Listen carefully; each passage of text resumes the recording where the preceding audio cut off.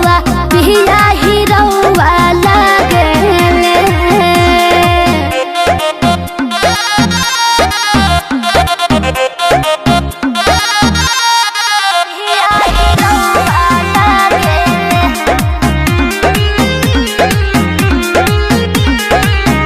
अरे टेढ़ी बबरिया झाड़ेले सेंट महंगा के देही में मारेले। हम जाई गैस वाला चूल्हा धरावे कबूले के माचिस बारेले। हमारा लोगे हमार खाती बाटे जीवन के संगती बाटे। 32 के कमर 36 छाती बाटे। अरे हमारा ऊपर लुटावे पनो सुआ लागेले। कटी सट पेन्ही झलकौआ पिया हीरोवा लागेले।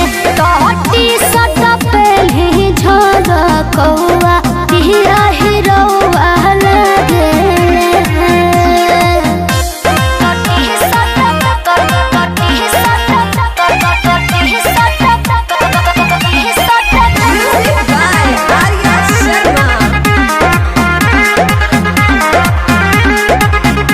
अरे मोर पियावा मोर पियावा मोर पियावा हाँ हाँ मोर पियावा दिलवा लिहले चोराई बनी चोर पियावा। बीजे तनिको मचवले नाही सोर पियावा। सूत जाले कोरबा में 5 साल का बउआ लागले। सचो हीरोवा लागे। कटी सट पेन्ही झलकौआ पिया हीरोवा लागे।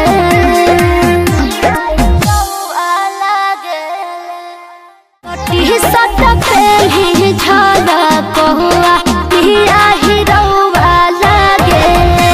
कटी सट पेन्ही चलो हेलो दोस्तों, कैसे हैं आप लोग। अगर हमारी वीडियो तो ज़रा सा भी अच्छा लगा हो तो चैनल को सब्सक्राइब लाइक करें, और कॉमेडी वीडियो देखना चाहते हैं तो नीचे अगर आप कॉमेडी वीडियो देखना चाहते हैं तो नीचे डिस्क्रिप्शन में दे दिए हैं लिंक, उसे चैनल को सब्सक्राइब कर लें और कॉमेडी वीडियो देखते रहें और मौज मस्ती खूब कीजिए। चलिए टाटा।